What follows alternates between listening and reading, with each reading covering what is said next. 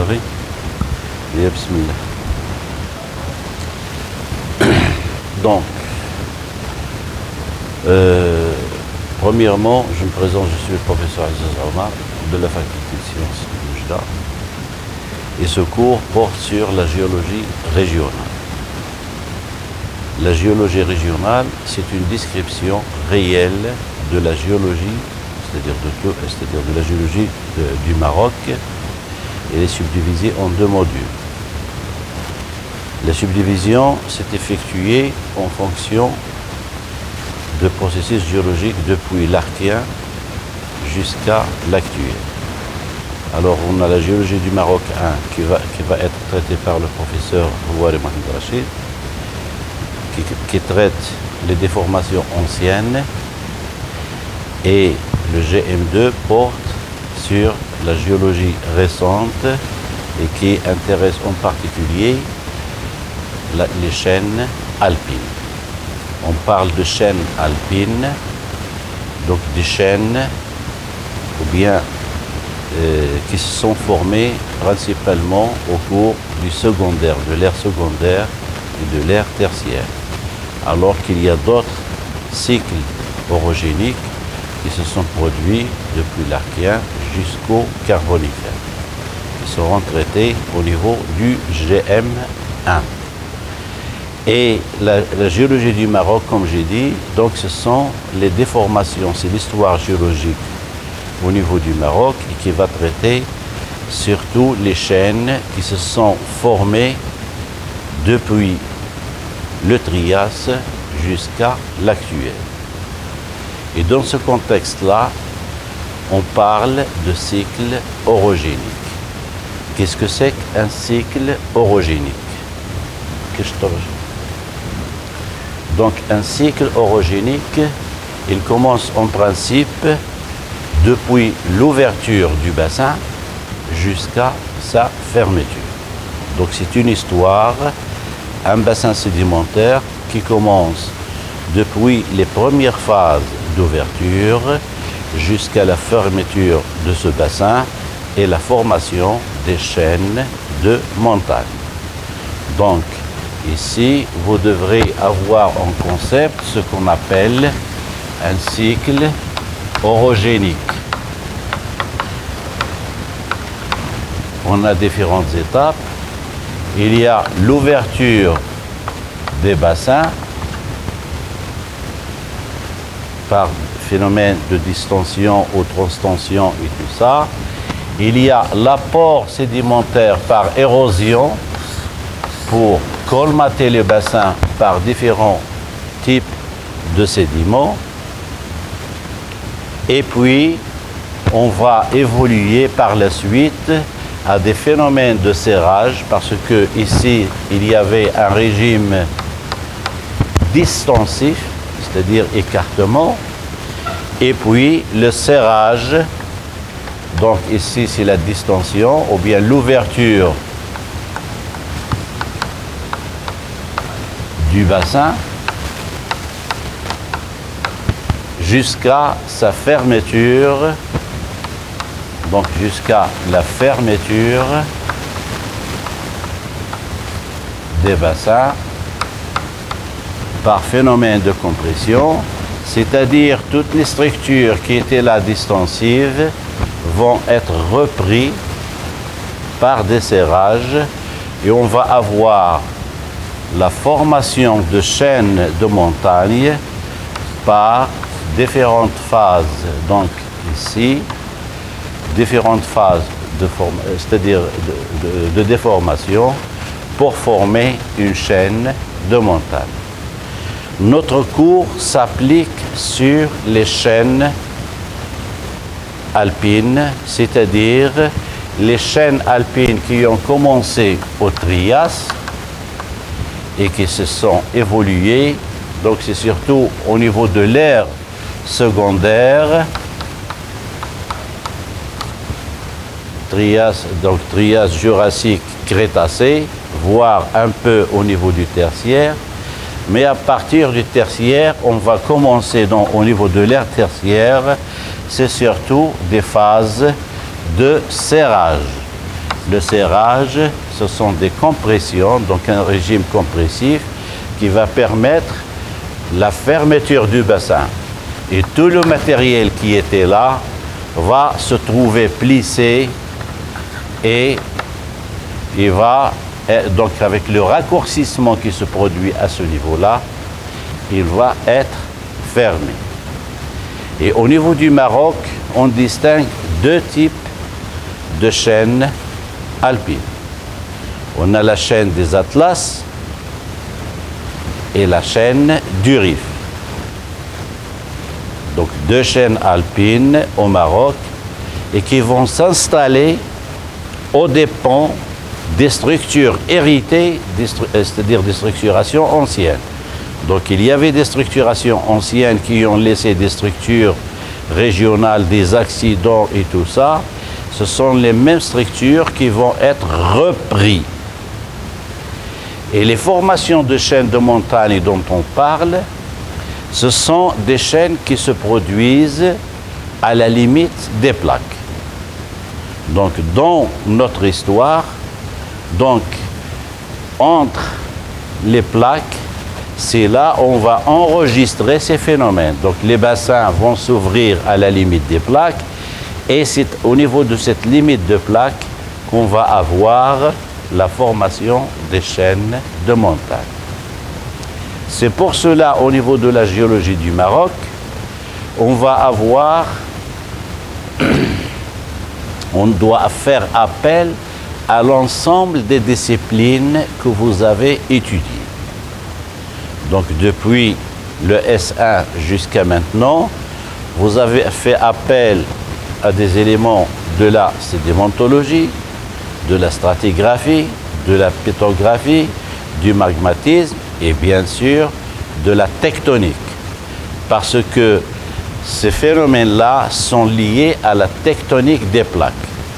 Donc à l'ensemble des événements géologiques qui vont se produire. Parce que lors de l'ouverture, on va avoir à ce niveau-là, et on peut voir, c'est-à-dire des émanations de roches volcaniques. Donc chaque niveau, donc on va avoir ici des roches volcaniques qui vont se produire à ce niveau-là. On va avoir l'analyse séquentielle pour étudier l'évolution et le remplissage du bassin. Et on va caler ça par la chronostratigraphie avec de la paléontologie et tout ça. Et puis, lors de la fermeture, ce sont surtout les phénomènes de compression et aussi avec la présence d'autres roches volcaniques liées à la compression et bien sûr, avec les serrages, on va avoir du métamorphisme et ainsi de suite. Donc jusqu'à présent, vous avez suivi l'ensemble des enseignements concernant ou bien les éléments ou bien les outils de travail. Ce sont les enseignements que vous avez vus et qu'on a découpés en disciplines, la stratigraphie, la sédimentologie, la pétrographie, le métamorphisme et ainsi de suite. Donc tous les enseignements que vous avez étudiés seront repris ici pour reprendre l'histoire alpine. Donc au niveau de la géologie régionale, et on va avoir un cas concret qui est la géologie du Maroc. Donc géologie du Maroc 1, géologie du Maroc 2, c'est un découpage, c'est-à-dire rien que pour faire, c'est-à-dire un peu le maximum d'enseignement, mais c'est une même histoire géologique. En principe, on essayait de corriger ça en regroupant les deux modules, mais vu, c'est-à-dire la charge horaire, donc qui n'est pas assez complétante, on a découpé ça en deux modules. Donc on a ici les chaînes alpines qu'on va traiter. Et pour étudier les chaînes alpines, c'est-à-dire avant de commencer les deux cours concernant les chaînes des Atlas et la chaîne du Rif, je vais commencer par une conférence pour vous mettre dans le bain, c'est-à-dire pour savoir pourquoi on étudie ces chaînes et comment, dans quel contexte régional. Parce que ce sont des mouvements de plaques et les plaques, c'est un phénomène qui se passe à l'échelle du globe. ce sont des plaques qui bougent. Et c'est dans quel contexte se situe le Maroc vis-à-vis de l'ensemble des plaques. Et d'où le nom de chaîne alpine. C'est pour cela, au niveau de ces chaînes-là, on va commencer et reprendre l'histoire au début du Trias. Après la formation des chaînes hercyniennes, les continents se sont regroupés ici en ensemble, un paquet qu'on appelle la Pangée et qui se trouve complètement réunis. À la limite, nous, on se trouve ici au nord de l'Afrique où se situe la suture. La suture, il y a les traces, la cicatrice de la chaîne hercynienne. Donc, après la formation des chaînes hercyniennes, la Terre ou bien les continents étaient regroupés sous forme d'une grande masse qui s'appelle la Pangée. La Pangéa. Et cette Pangéa va être disloquée. Disloquée, il va être subdivisé et il va se détacher. Donc on va assister à un phénomène de relâchement général au niveau, c'est-à-dire du Maroc qui se trouve ici. Vous voyez l'Afrique, l'Amérique du Sud était collée à l'Afrique et bien sûr l'Eurasie, c'est-à-dire l'Europe et l'Asie, il se situait vers le nord. Et à partir de cet âge-là, on va assister donc à une dislocation. C'est à partir du Trias. Donc l'histoire, moi, je vais commencer à vous parler d'une histoire de la Terre à partir du Trias jusqu'à l'actuel. Au fait, au niveau de la géologie du Maroc, donc ici, on va reprendre une histoire géologique avec des événements, comme une série télévisée, avec des événements, et à chaque fois, il y a des acteurs, ce sont des plats qui se rapprochent, et tout un ensemble de circonstances géologiques qui vont permettre l'ouverture des bassins triasiques, jurassiques, crétacés, et puis, donc, on va commencer à voir comment ils se sont regroupés. Et dans ce contexte, donc, on va passer à quelque chose de plus important. Je reprends le même phénomène pour le voir au détail. Donc, au sud, donc c'était ça la Pangée avec les deux Amériques. Et on avait la Laurasie au nord et le Gondwana au sud. Ces deux masses donc, qui constituaient vont se détacher à leurs limites qui se trouvent quelque part. Et on va assister à partir de ce phénomène-là à des dislocations. Donc, après le Permien, donc, on avait la Pangée qui regroupait l'ensemble. Vers le sud, on a le Gondwana et la Laurasie était donc au niveau du Trias et qui étaient séparés à ce niveau-là par l'existence d'un océan qu'on appelait la Paléothétis. Paléo, c'est ancien, c'est-à-dire la Thétis ancienne. Et la Thétis ancienne, c'est à partir de 200 millions d'années, c'est au niveau c'est-à-dire du Trias. Et puis au Jurassique, le phénomène va s'accentuer davantage avec l'exercice du phénomène de distension et de coulissement. Il va se confirmer au niveau du Crétacé. Mais à partir du Crétacé jusqu'à présent, on voit la structuration avec quelques phénomènes où on va avoir la fermeture de ce... Parce que au Crétacé, c'était la création de la Thétis. Depuis le Trias du Trias au Crétacé, il y avait l'ouverture de la Thétis. Et c'est l'ouverture du bassin, c'est à ce niveau-là. Donc depuis le Trias jusqu'au Crétacé, Mais au cours du tertiaire, et surtout à partir de l'Éocène jusqu'à l'actuel, surtout au Tortonien, on va assister au phénomène de serrage. Donc les chaînes alpines que nous avons ici, premièrement, on a une colonne chronostratigraphique avec les différents âges. Pour se situer dans le temps, vous êtes censé apprendre par cœur, c'est-à-dire l'échelle chronostratigraphique pour comprendre la situation de chaque âge.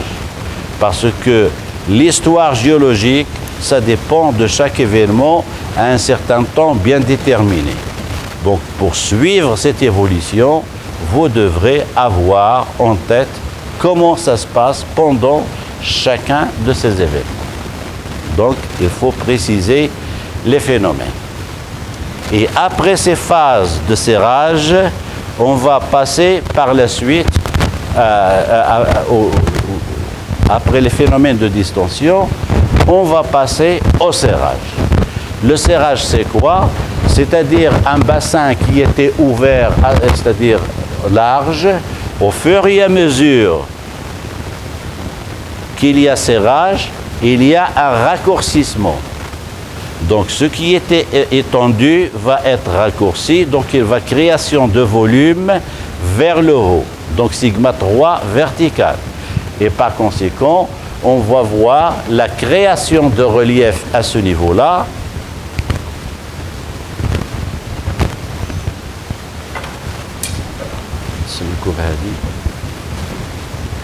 Donc on va avoir la création de relief à ce niveau-là suite à des phénomènes de serrage.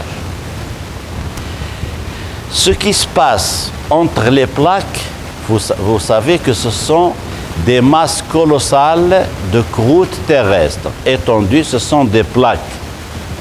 Et ces plaques bougent. Ils sont soumis à des mouvements relatifs et la Terre, elle est ronde. Donc chaque mouvement de plaque dans un contexte, donc s'il va subir une distension quelque part ici, c'est-à-dire qu'ailleurs, il va y avoir une compression. Et chaque mouvement de plaque va s'accompagner par des serrages et par des relâchements. Donc c'est comme on est dans un bus, donc on se heurte et on va reprendre. Et chaque mouvement de serrage sera suivi d'un mouvement de distension. Seulement dans l'esprit, les phénomènes de distension, on peut distinguer ici plusieurs phases. Phase 1, phase 2, phase 3, c'est-à-dire il s'est écarté, il va se faire, c'est-à-dire se rapprocher un petit peu, s'écarter, se rapprocher, s'écarter, mais l'écartement ou bien la distension entre les plaques, elle est dominée par les phénomènes de distension. Donc on va avoir une phase distensive avec différentes phases au cours du Trias, du Lias, et c'est-à-dire du Jurassique moyen et jusqu'au Crétacé. Donc on aura plusieurs phases de distension, séparées par des phases de relâchement ou bien soit de compression et inversement à ce niveau-là pendant les phénomènes de serrage. Les serrages, il va se fermer, relâcher un petit peu, et puis il va reprendre. Mais on va assister à une prédominance de phases, supposons ici phase 4, phase 5, phase 6 et ainsi de suite. Donc c'est une succession de phénomènes de serrage, de suivi, c'est-à-dire de déformation, qui vont permettre de suivre ces événements. Et vous êtes censé reconnaître à chaque phase ce qui s'est passé. Quel type de dépôt, quel type d'événement, quel type de failles qui ont joué et comment il a repris. Et au niveau du Maroc, on a des exemples réels, c'est-à-dire une géologie du Maroc sur la base de tous les éléments d'étude et d'analyse que vous avez suivis pendant votre formation. Yani, علمناكم les éléments et maintenant c'est à vous de voir et de reconnaître la géologie. Pourquoi on étudie la géologie du Maroc? Pour savoir qu'est-ce qu'on a comme géologie au niveau du Maroc. Parce que les géomatériaux dépendent du Maroc. Et on a, c'est-à-dire les terrains, les événements géologiques, les sismicités et tout ça. Donc, la carte, donc c'est un outil de base que vous avez étudié pour connaître chaque région, la nature des terrains, la nature des matériaux, la nature des strates, pourquoi on a les reliefs, pourquoi on a des bassins. Parce que lorsqu'on se déplace d'ici, de Oujda vers Nador, on va passer sur des plaines, des chaînes de montagnes, et chaque bassin donc qui correspond à un certain type de terrain. Et au niveau des montagnes, on a d'autres terrains. Et au niveau de chaque montagne, on peut subdiviser différents paquets parce que ça dépend par la suite de la pédologie que vous avez suivie, donc l'hydrologie, l'hydrogéologie et ainsi de suite. Donc tout est lié à la nature géologique de chaque région. Donc avant de travailler dans une région, on doit, comme géologue, savoir qu'est-ce qu'on a comme terrain et comme déformation et l'histoire géologique de la région. C'est pour cela, dans notre cours, donc on va suivre ces événements un par un. Et ici, on va commencer par l'étude des chaînes alpines. Les chaînes alpines sont étroitement liées à la Tétis. La Tétis, c'est un océan qui séparait le Gondwana au sud et la Laurasie au nord. Et la Paléotétis, c'était un océan qui se prolongeait jusque-là et qui se rattachait à la Paléo-Atlantique, un petit bassin qui est ouvert, les vestiges après la chaîne hercynienne. Et ce bassin-là que nous avons à ce niveau-là, donc ce sont des reconstitutions, il va être fermé par la dislocation du Gondwana. Si je reviens vers la diapo qui était auparavant, à ce niveau-là, la Gondwana, à partir du Jurassique et du Crétacé, on voit que le bloc qui était réuni au niveau du Gondwana, il va être subdivisé en petites plaques et on distingue l'Afrique, l'Inde, l'Australie et l'Antarctique et l'Amérique du Nord. Donc il va être disloqué, donc en petits blocs.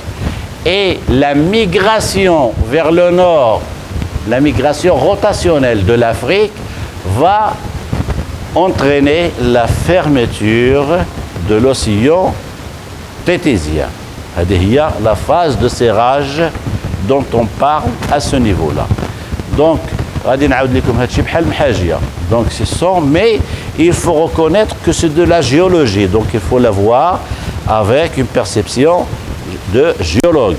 Ce sont des événements géologiques. Donc après la dislocation, la fermeture, il y a la fermeture de l'océan tétésien ici par la migration vers le nord de l'Afrique et de l'Inde, et puis il y a l'ouverture par la suite de la Méditerranée qui est la petite fille de l'océan, c'est-à-dire c'est le vestige de la Méditerranée qu'on connaît actuellement, c'est le fruit, ou bien, donc parce qu'il y avait la Mésogée et puis la Méditerranée, c'est un bassin qui est ouvert au niveau de la ceinture, il était fermé, puis il a été ouvert par la suite.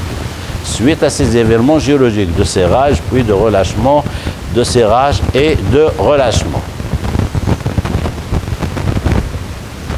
Si je reprends à ce niveau-là, et lorsqu'on regarde ici à ce niveau-là, les limites, donc lorsqu'on regarde ici la sismicité, les séismes, les limites des plaques. Donc lorsqu'on voit la cartographie à l'échelle régionale, on constate que la sismicité se concentre à des niveaux bien précis et qui se trouvent à ce niveau-là. Donc, et ce sont les limites de plaques. Ce qui nous intéresse en particulier, c'est cette partie-là. On voit que la majorité ici des séismes se font au niveau des océans, mais au niveau de l'Amérique, c'est-à-dire la partie occidentale de l'Amérique du Sud et de l'Amérique du Nord, à ce niveau-là, elle est à la limite entre le continent et l'océan, mais à ce niveau-là, c'est la sismicité qui se passe au niveau des continents. D'accord? C'est une question. Pourquoi? Tout simplement parce que ces zones-là sont connues par du relief. Lorsqu'on regarde à ce niveau-là, on voit bien les chaînes des Atlas, la chaîne du Rif, les chaînes ici bétiques, les chaînes à ce niveau-là, ce sont les Pyrénées, ou bien les chaînes ibériques, on a les Alpes, puis on passe ici au niveau de l'Italie, et puis au niveau, c'est-à-dire les Carpates, puis au niveau de la Turquie, et puis au niveau de l'Iran, et on passe ici au niveau, c'est-à-dire au nord de l'Inde, le Tibet, et puis on a l'ensemble des chaînes de montagnes pour aller jusqu'à l'Indonésie. Ces zones présentent un relief surélevé. Pourquoi?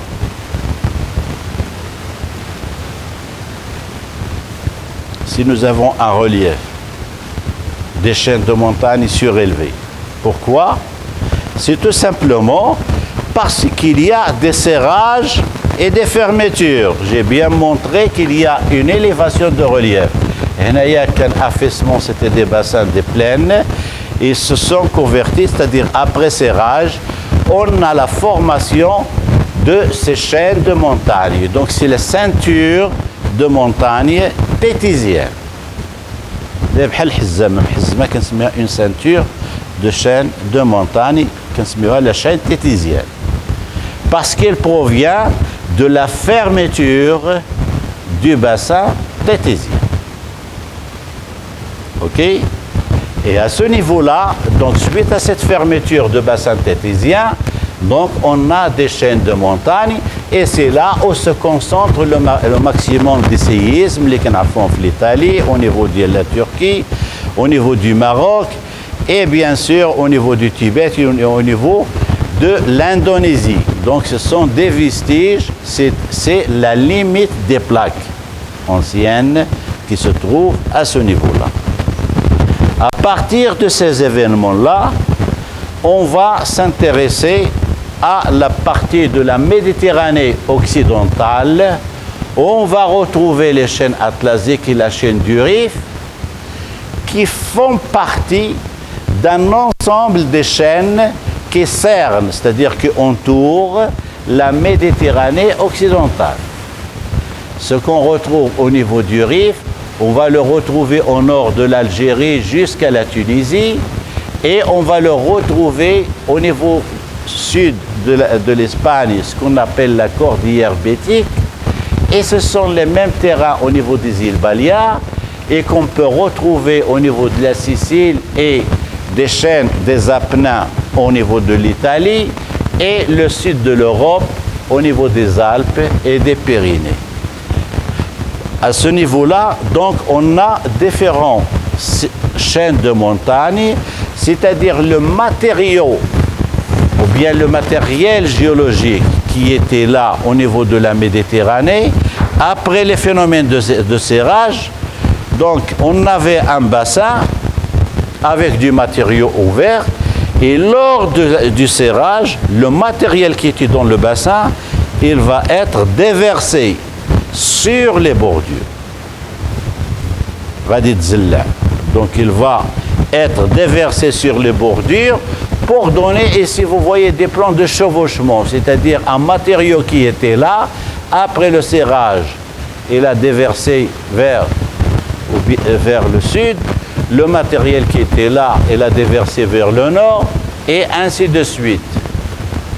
Donc ces chaînes alpines retracent une histoire géologique commune. ils se situaient dans, c'est-à-dire le porteur des mêmes bassins géologiques qui étaient la Méditerranée. D'accord? Donc, la Méditerranée avec le Maroc et avec l'histoire, mais à ce niveau-là, on distingue deux types de chaînes. On a le Moyen Atlas qui se raccorde, c'est-à-dire au Haut Atlas, et le Haut Atlas qui se raccordait c'est-à-dire au niveau de l'Algérie jusqu'à la Tunisie. Et le matériel de remplissage, c'est le matériel qui est là, qui était dans le bassin et qui a dévasé sur les bordures. Donc les choses se retrouvent dans une logique évolutive. On parle de l'évolution géologique. C'est-à-dire la succession des événements, depuis le Trias jusqu'à l'actuel. Donc lorsqu'on parle des chaînes alpines, automatiquement Trias, le fond, l'ouverture et puis la fermeture, avec plusieurs événements géologiques. Et à ce niveau-là, on va voir que ce qui nous intéresse en particulier, c'est cette partie-là où nous avons la chaîne du Rif avec les Bétiques. Ce sont les mêmes terrains, de même coloration qu'on retrouve des deux côtés. Ça veut dire une partie du matériel a été déjetée vers le sud et une autre partie, c'était le même bassin. شي تزلع الفوق شي تزلع من هنايا بحال الا شدينا العجينه درناها في لو باسان ملي كنسدو شي كيتزلع هاك شي كيتزلع هاك سي لو ميم فينومين سي لا ناتور ce sont des phénomènes naturels. Donc prendre un peu de pâte entre les mains lorsqu'on serre, il y a le matériel, donc il y a moins d'espace vers la base et le matériau va être déjeté sur les bordures et on voit bien que nous avons les mêmes colorations. Et la Méditerranée, au fait, c'est un ensemble d'accidents, de décrochements qui montrent qu'il s'agit c'est-à-dire de serrage, c'est-à-dire guidé par des décrochements régionaux très importants. Et la sismicité qu'on enregistre actuellement à ce niveau-là, voilà Tanger, Tétouan, et voilà El Husseima, et voilà Oujda. On voit bien que la sismicité se concentre à ce niveau-là, ce qui veut dire que la région reste active jusqu'à présent.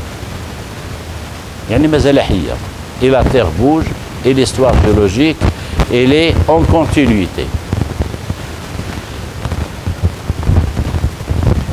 Et à ce niveau-là, donc on va passer par l'étude géologique qui va, c'est-à-dire s'intéresser à différents événements. La reconnaissance du cadre géologique, caractériser les différentes composantes structurales. Pour nous, on a une histoire. Les acteurs, c'est qui? Les acteurs, ce sont des segments de bassin. C'est comme si nous avons ici, c'est-à-dire des étudiants qui sont regroupés, chacun a occupé une place et sur les différentes contraintes, chaque terrain va se déplacer, donc il va constituer une unité structurale. Donc les composants, ce sont les unités structurales et les relations qui existent entre les différentes unités. Et puis définir l'évolution, donc déterminer les rapports structuraux. Lorsqu'on va voir ces unités structurales, après les fermetures, donc chaque unité, en fonction de serrage, il va y avoir un empilement d'unités par des phénomènes de chevauchement et de charriage. Le raccourcissement, ils vont être découpés par des failles et ces unités vont se déplacer pour être empilées les unes sur les autres pour former la chaîne de montagne. Il y a plusieurs accidents de chevauchement. C'est-à-dire, on a une unité 1, unité 2, unité 3, et chacune se situait dans un environnement géologique particulier. Il y en a cité à la limite du bassin, l'autre au milieu, c'est-à-dire un peu plus profond, les autres au milieu. Lors des serrages, ils vont se retrouver empilés. D'accord? Donc cet empilement, Donc, en géologie, on va faire l'étude de la carte pour voir les rapports structuraux. Déterminer les rapports structuraux, c'est-à-dire la relation qui chevauche qui et par quel type d'accident.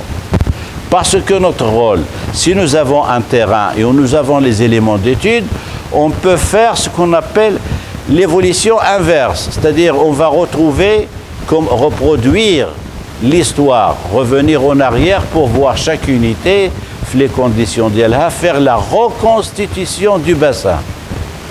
Tous les éléments d'étude de la cartographie, et en étudiant la carte, avec les différents acteurs qui existent, on va retrouver l'histoire géologique de tout le bassin et comprendre si nous avons quelque chose d'intéressant au niveau d'un terrain, on peut savoir son existence. Donc la reconnaissance, parce que ici on parle du contexte géodynamique, c'est une conférence qui était destinée dans un sens, mais pour nous on va essayer de faire, c'est-à-dire de surpasser ça. Et dans l'étude de la tectonique récente, on étudie l'aspect morphostructural, يعني الشكل de l'Ard morphostructural, parce que c'est la géologie qui conditionne la forme de la géologie. D'accord? On fait les études d'extraction de surface et tout ça, donc pour ça, on va le reprendre vers la fin du cours. Et on va passer, parce que ici cette conférence, pour vous montrer l'intérêt de la géologie du Maroc et ses applications au niveau de la chaîne du Rif. Cette conférence-là, c'est une conférence pour retracer l'histoire géologique, mais pour voir la finalité, la géologie du Maroc. Je vais vous donner un exemple. Comment ça, vous avez développé le goût de suivre la géologie du Maroc. On ne l'étudie pas bêtement, donc si vous n'avez pas compris, c'est-à-dire vous êtes hors sujet. Donc essayez de savoir la signification et l'intérêt de cette étude. Comme ça, l'histoire géologique, une fois étudiée, il devrait être fixé dans votre tête pour toute votre vie. On a vu ça dans la région. La région a dit, voilà, elle est caractérisée par ça. Elle est caractérisée par ça. Et il suffit de lire la carte pour savoir de quoi s'agit-il. J'ai pris, c'est-à-dire comme exemple, la partie centrale nord du Maroc. C'est la région d'El Husseima, Ras Tarf, Nador est par là, Tanger est par là, dans cette partie-là. On a différents composantes. On subdivise